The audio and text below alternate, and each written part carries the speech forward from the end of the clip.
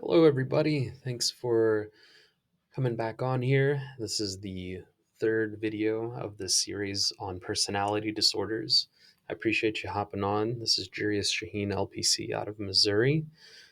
Um, through Pioneer Counseling. You can find us on pioneercounseling.com. So we've gone through a couple graphics so far. If you watched video 1 and 2 on personality disorders, so the three main clusters of personality disorders being cluster A, cluster B, and cluster C. So in this next couple of videos that I'm going to create and maybe even string together is going to be looking deeper, a deeper dive into these clusters through the DSM-5,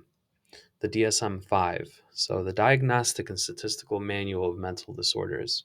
We often conceptually talk about, or just very surface level, high level, kind of talk about personality disorders, among other disorders, and clinicians often don't take really the initiative or the time to look at the criteria and reflect on it and go over it. Sometimes with just the hustle and bustle of day to day, the diagnostic part can be very difficult and time consuming. So we go more of our, discretion, insight, intuition, and we really want to.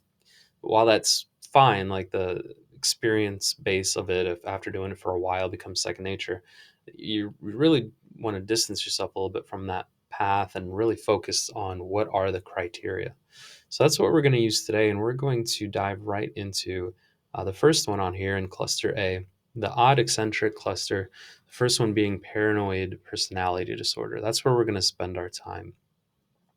So I have the DSM here pulled up, cluster A personality disorders, and we're just going to go through line by line and take our time and go through this. So, paranoid personality disorder, we've got our diagnostic criteria. You can see here they're categorized A and B. They've got subsections 1 through 7, as well as a note at the bottom. The way the DSM 5 sections off each disorder is it gives you a diagnostic criteria, it gives you a code up at the top, a numeric code, gives you the diagnostic features, associated features, the prevalence, development and course, risk and prognostic factors, culture related diagnostic issues. So the DSM 5 does incorporate some cultural sensitivity or insight in regards to diagnosing, differential diagnosis, and then it goes on to the next. So we're going to be starting, like I said, with paranoid personality disorder. The diagnostic criteria here found in two columns. The first category A, a pervasive, let me start over. A pervasive distrust and suspiciousness of others such that their motives are interpreted as malevolent, beginning by early adulthood and present in a variety of contexts, as indicated by at least four or more of the following out of those seven. So, a pervasive distrust and suspiciousness of others, such that their motives are interpreted as malevolent, beginning by early adulthood. So, we're not looking at children because adults are the ones that get personality disorders, not children. You may see symptoms of personality disorders in children, but they're not going to be getting an adult diagnosis. So, beginning by early adulthood and present in a variety of contexts. Think of those as domains or dimensions of living life, as indicated by four or more of the following. So, here we go. We're going to go through these seven.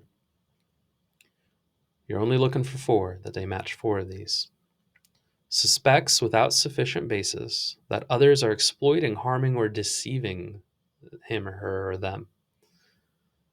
They are, number two, preoccupied with unjustified doubts about the loyalty or trustworthiness of friends or associates. Number three, they're reluctant to confide in others because of unwarranted fear that the information is going to be used maliciously against them. Number four, they read hidden demeaning or threatening meanings into benign remarks or events. They make it personal. Number 5, persistently bearing grudges. An example is maybe an unforgiving, they're unforgiving of insults, injuries, or slights. Number 6, perceiving attacks on their character or reputation that aren't apparent to others, and they're quick to react angrily or to counterattack. And 7, they have reoccurrent suspicions without justification regarding fidelity of spouse or sexual partner. So if you find 4 of these, that's all you need for that column, for that category A. And then B, you have to consider that the individual does not, or these criteria does not occur exclusively during the course of schizophrenia, a bipolar disorder, or depressive disorder with psychotic features, or other psychotic disorder, and is not attributable to the psychological effects of another medical condition. The physiological effects, of another medical condition. So these criteria, even if they're met, you have to consider, is this due to another medical condition? Is this attributed to a depressive disorder, a different diagnosis? Is this schizophrenia? Are there more hallucinations involved or delusions of grandeur rather than a paranoid personality disorder? And the note here at the bottom, if the criteria are met prior to the onset of schizophrenia and premorbid, example, paranoid personality disorder, premorbid. So this is saying you need to note if the criteria are met prior, if they're met prior to the onset of schizophrenia, that perhaps this is a precursor, something that you're experiencing before. So what does this look like? What are the features, the diagnostic features? The essential features of paranoid personality disorder is a pattern of pervasive distrust and suspiciousness of others, such as their motives are interpreted as malevolent. This pattern begins by early adulthood and is present in a variety of contexts, much like we read in the criteria above. Individuals with the disorder assume that other people are going to exploit them, harm them, deceive them, even if no evidence exists to support this expectation. They suspect on the basis of little or no evidence that others are plotting against them and may attack them suddenly at any time and without reason. They often feel that they have been deeply and irreversibly injured by another person or persons, even when there is no objective evidence for this. They're preoccupied with unjustified doubts about the loyalty or trustworthiness of their friends, associates, whose actions are minutely scrutinized for evidence of hostile intentions. So everyone's out to get them. Any perceived deviation from trustworthiness or loyalty serves to support their underlying assumptions. They're so amazed when a friend or associate shows loyalty that they can't trust or believe it. If they get into trouble, they expect that friends and associates will either attack or ignore them. Individuals with paranoid personality disorder are reluctant to confide in or become close to others because they fear that the information they share will be used against them. They may refuse to answer personal questions, saying that that information is nobody's business. They read hidden meanings that are demeaning and threatening into benign remarks or events. So here's an example.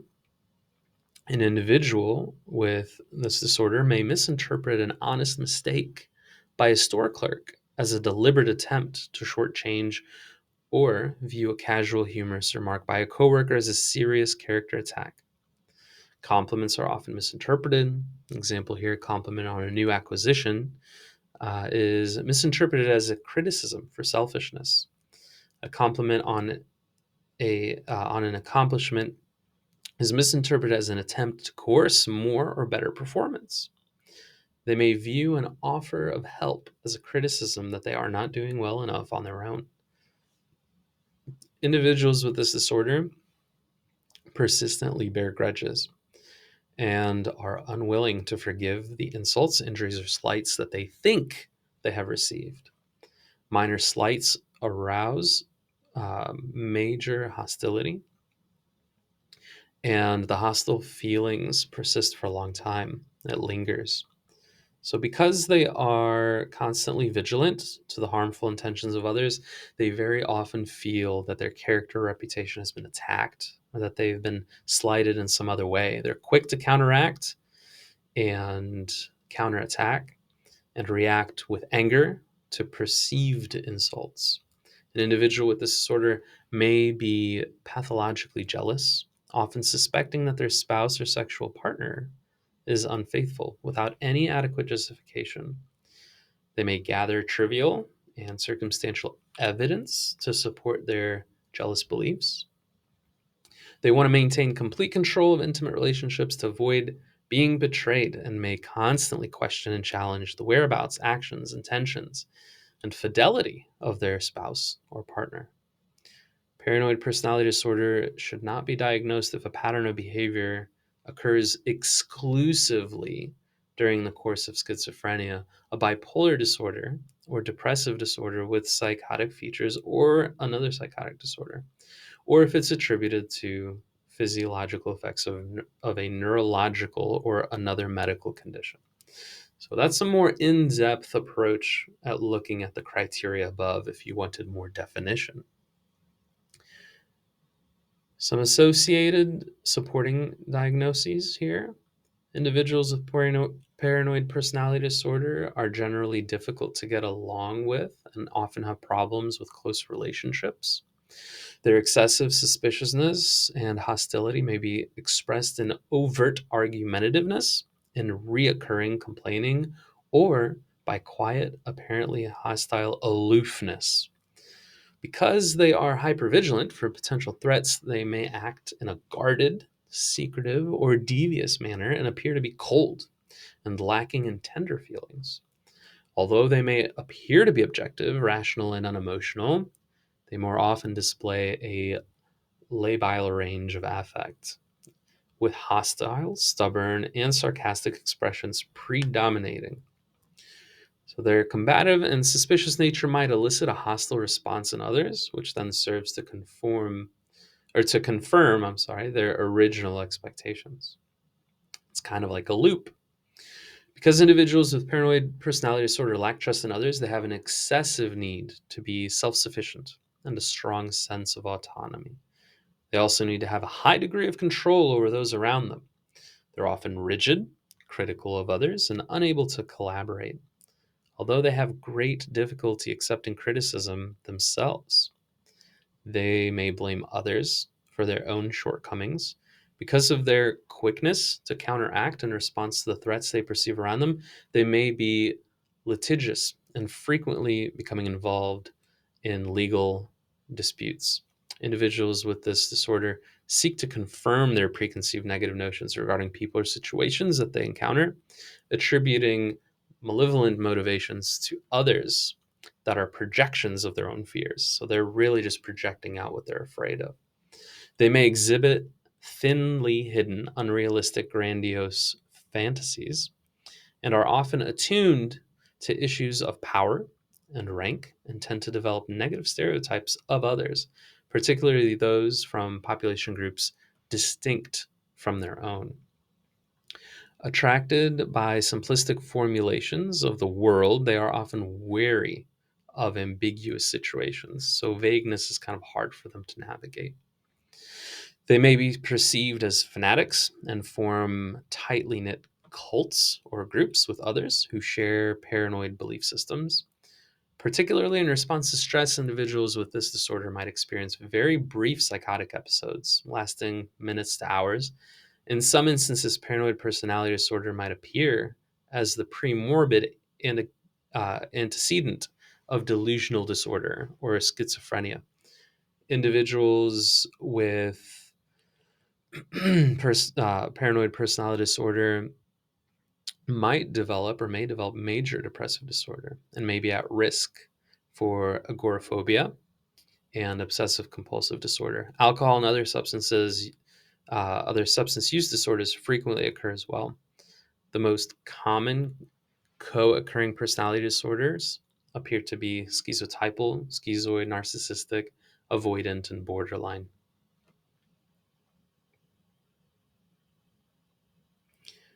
With prevalence, a prevalence estimate for paranoid personality based on a probability subsample from the National Comorbidity Survey suggests that a prevalence of 2.3%, while the National Epidemiological Survey on Alcohol and Related Condition data suggests a prevalence of 4.4%. Paranoid personality disorder may be first apparent in childhood and adolescence with solitariness. So, being kind of solitary, being maybe a withdrawn person, not necessarily an introvert, but overly withdrawn, poor peer relations, social anxiety, underachievement in school, hypersensitivity, peculiar thoughts and language, and idiosyncratic fantasies. These children may appear to be odd or eccentric, and attract teasing. In clinical samples, the disorder appears to be more commonly diagnosed in males. There is some evidence for an increased prevalence of paranoid personality disorder in relatives of probans with schizophrenia, and for a more specific familial relationship with delusional disorder. So I'm going to stop there. You can feel free to get out your DSM 5. If you are in this field, you probably already have one. You can flip to that page. And you could read more about the culture related issues, differential diagnosis. So, this is other mental disorders that might have similar symptoms that this might actually be, not necessarily this disorder, but you might find yourself landing on a different disorder if it is better attuned to the client's symptomology. All right, in the next video, we'll look at schizoid personality disorder and we'll go on from there. Thank you so much for watching. You can follow us on Facebook or Instagram, Pioneer Counseling. You can also go to our website, pioneercounseling.com. It's pioneer-counseling.com. Pioneer-counseling.com. All righty, have a great one. I hope you enjoy the rest of your day.